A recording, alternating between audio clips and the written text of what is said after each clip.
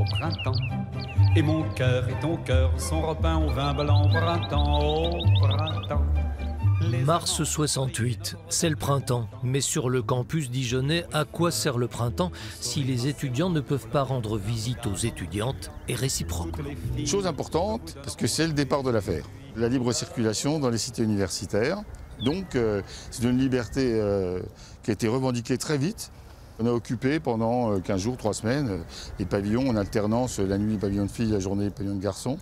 Et on a obtenu rapidement, relativement rapidement, la liberté totale de circulation.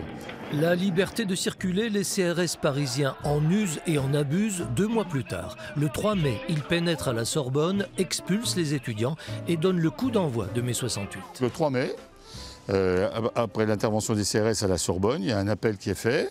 Donc c'est Jacques Sauvageot, qui était ancien Dijonnais, ancien président de la Corpo de Lettres, qui assure la présidence de l'UNEF. Sauvageot lance cet appel à un soutien généralisé, et voire à la grève générale peu de temps après, parce que c'était la première fois depuis 1231 que les policiers rentraient sur un campus. Donc c'est insupportable. Donc il y a appel. Et effectivement, dès le 4 au matin, voire le 3 au soir pour certains, c'était un samedi, le 4, il y a déjà un rassemblement. Je pense qu'on était largement 150 devant le restaurant Maumusard, et pour un appel à des assemblées générales dès le 6. Les profs dijonnais démarrent aussi vite que les étudiants. Depuis plusieurs années déjà, ils ne supportent plus le mandarinat et le fonctionnement très hiérarchique de l'université. Il y avait une sorte de contestation, si vous voulez, d'un pouvoir qui venait d'en haut, alors qu'il y avait dans les facultés des... à l'époque, les appelait les maîtres assistants, des chargés de cours, des assistants, et qui n'avaient pas du tout voix au chapitre, et qui, par leur nombre, faisaient marcher la boutique. Les étudiants arrêtent tout, les professeurs aussi.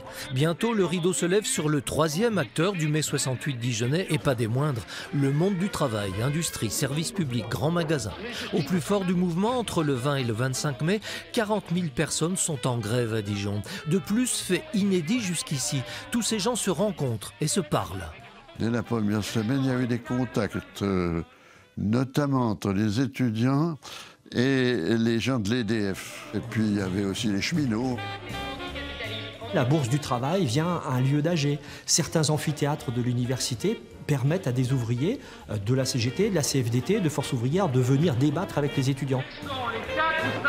Moi, je dormais une fois tous les 3 jours, il faut le dire, parce que j'étais responsable avec Galland de l'organisation et du maintien de l'ordre sur le campus pendant la nuit. Et donc, le matin, on allait prendre le café, les croissants, qui à Pétola, qui à Peugeot, qui en gare. On allait beaucoup en gare, chez les cheminots, oui.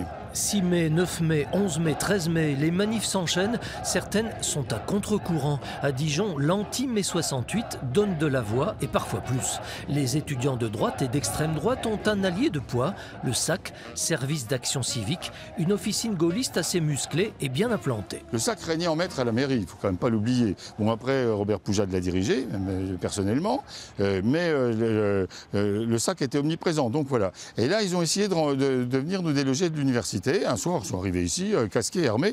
Et à la limite, les seuls étudiants casqués et armés à Dijon, c'était les étudiants de droite. Il faut dire la vérité.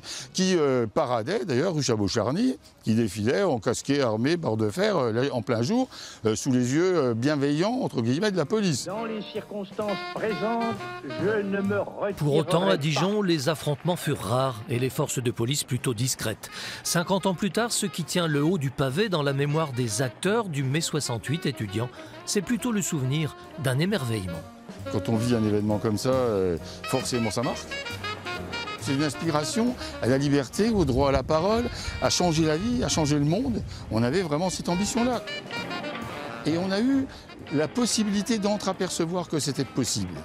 Il y a eu un tel échange entre les gens que ça emmenait tout. C'est vraiment très surprenant. Il y avait des gens qui venaient en fac, qui n'avaient jamais ouvert un bouquin de leur vie, qui voulaient tout savoir. Donc ça, on ne peut pas l'oublier.